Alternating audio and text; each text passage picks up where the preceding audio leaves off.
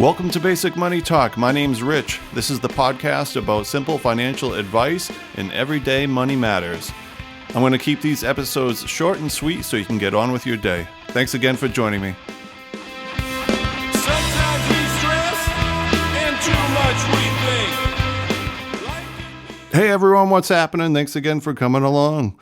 So we're talking about death today. I'm going to talk about death pretty casually. So if you are uncomfortable, please don't listen and move along. All right. So you're going to die. That's the name of this podcast episode. We are all going to die. And when you die, it's going to affect people. And depending upon how much you plan will affect the mess that you leave behind when you die.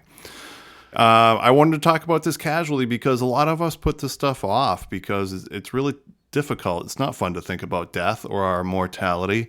It's not easy to plan for things in the future like death and retirement because it's hard to really get a sense for those things. It's so far in the future.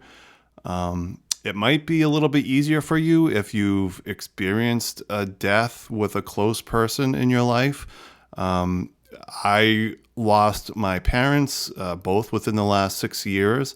And so that affected my perspective on death and life. And I'm afraid as time goes by, I might lose that perspective, to be honest.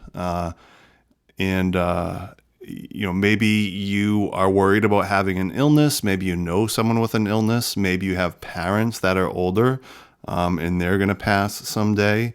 The way I like to think about it is that it's just a part of life. We are all going to die. If you don't think you're going to die, I don't know. Good for you. I don't know where you live or what's going on, but that's fantastic. Go with it. So there was a really cool commencement speech by Steve Jobs that's out there on the internet. Go ahead and find that. It's all about life and change and death. So yeah, we're all going to die. So just accept it. It's a part of life.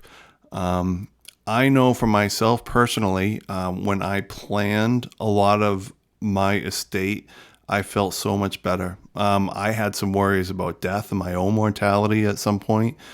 And I simply just faced it. And I went through, I was like, okay, what's going to happen if I die? What do I need to prepare for? What do I need to leave behind for my family so that everything is taken care for?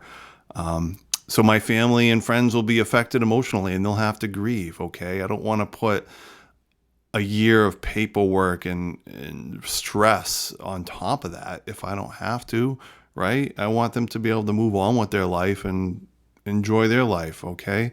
When people die in our lives, moving on is not forgetting them. It's just accepting the loss, living with it. It's a part of you, but you still move on with your life. And so planning for your death is okay. So maybe you're afraid to face this. So there's a couple ways you can do this. And I think the best thing to do is probably just open up a document or a pen and paper and write down, what's your worst fear about when you die?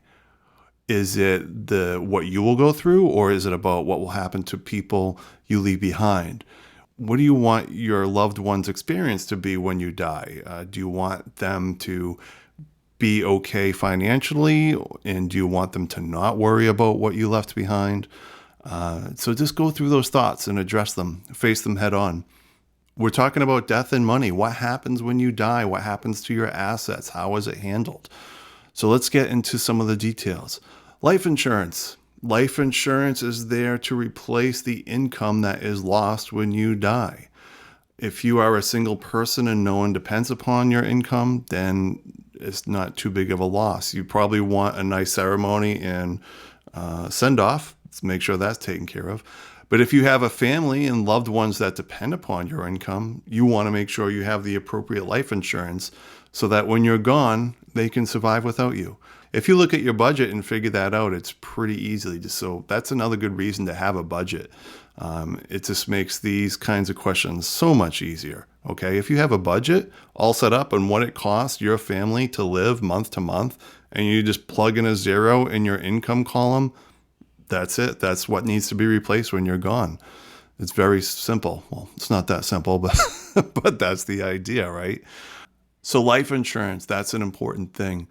401ks, pensions, life insurance, anything where you assign a beneficiary, these things automatically get transferred by law according to that beneficiary.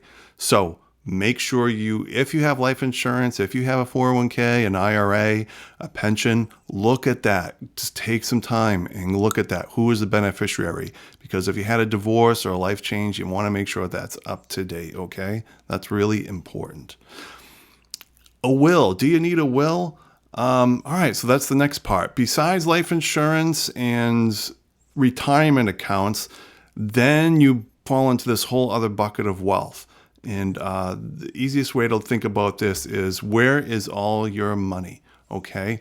So if you have a bank account or many bank accounts or many assets, you need to make a list.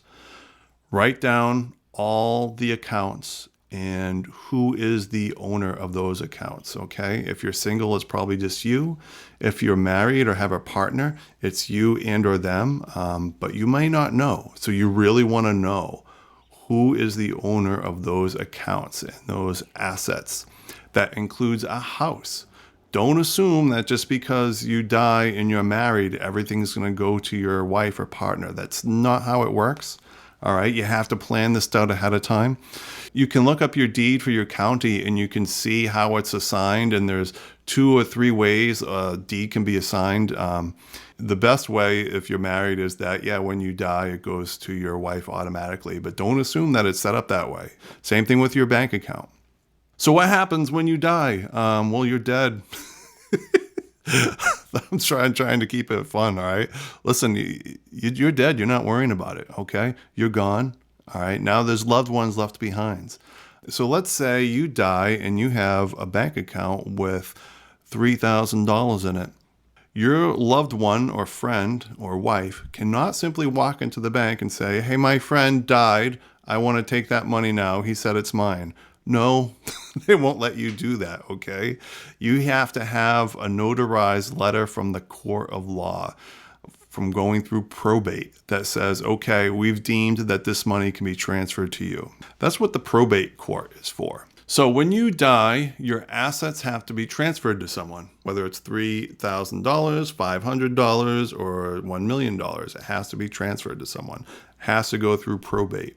There are ways to avoid probate. We'll get into that next. But basically, the reason you go through probate is the state has to say, these assets now belong to this person, so then that person collect those assets. So the reason you have a will is because you want to voice your concern while you're still alive. What do you want to happen with those assets? Do you want it to transfer to your mother or a friend or your wife or your kids? That's why you have the will. If you don't have a will, the probate court will just say, okay, we're going to make decisions ourselves. The judge will make their own decisions.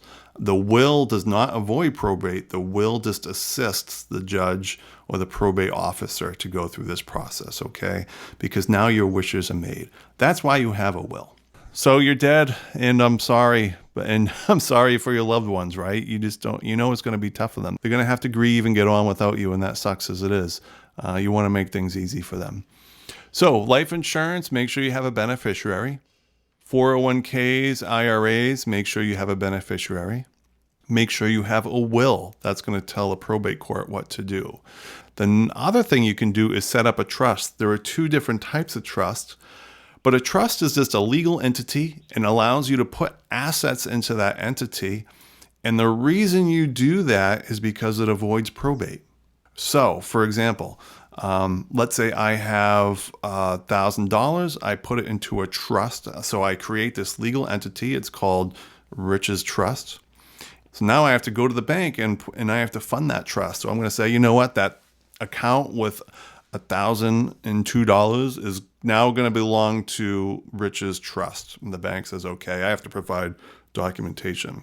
So now I set a trustee. I assign my wife or a child, and they're the receiver of that trust.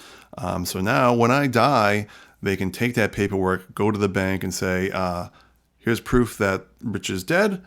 and I need that money. It was in a trust and I'm the trustee. They say, okay, it's yours. All right. Now you didn't have to go through the probate process. So that's how that works. It's pretty simple, but when you just listen to words in estate planning, it can sound boring and confusing.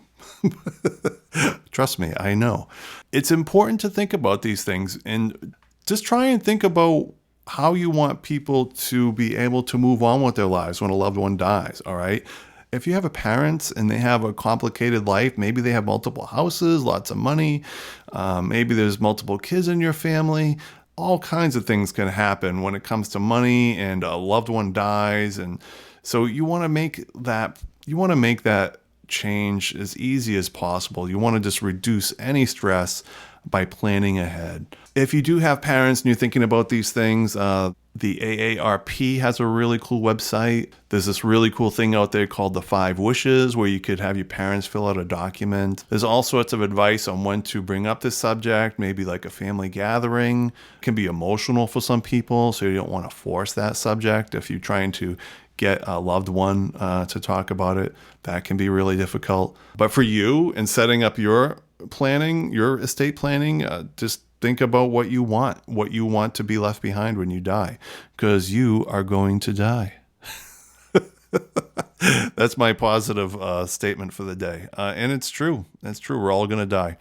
So you can either avoid that question and leave a mess for someone, right? A big mess, or you could think ahead and plan these out, and a loved one will be grateful for someday that, they died, but you know what? It wasn't too bad. I was able to just focus on my grieving. It's hard enough to deal with a death. You don't want to add load of financial crap on top of it, or fights or anything like that, okay? So that's why I wanted to talk about that today. So that's basically estate planning. I hope I made this a little simple. This is Basic Money Talk, and that's the point. I have a really cool website. It's called basicmoneytalk.com, where I teach you how to build wealth by saving money with simple financial advice. All right. There's lots of stuff out there, and I can whittle it down to some simple things for you and save you a lot of time. That is my goal. There's also a Facebook group that you can check out called Basic Money Talk. And I want to exit this podcast with one of my songs, The Interest of Time. You hear it on the intro. And since we're talking about death and the interest of time, I'm going to let it play out through the end. You can check it out on all streaming platforms under Rich Bean if you're interested. Thanks for going through this journey. I know it might not be easy to think about, and maybe it might generate some difficult thoughts the next few days, but it's okay. It's important. It's part of life. Don't be afraid to talk about it with people. So enjoy this song. Hope you have an awesome day. Take care.